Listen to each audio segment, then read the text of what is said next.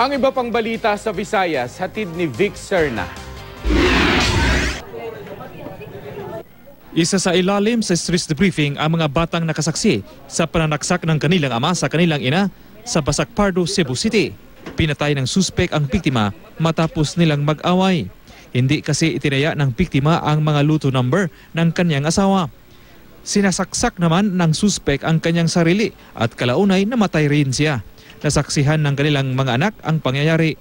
Nagising sila sa pagkakatulog nang mag-away ang kanilang mga magulang.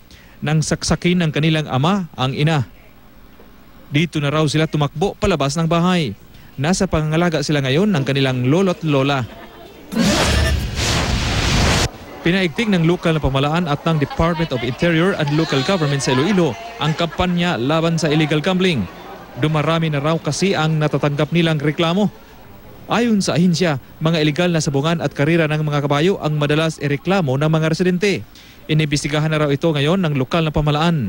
Pero aminado ang Committee on Gaming and Amusement na mahihirapan silang pigilan ang mga illegal na sabungan.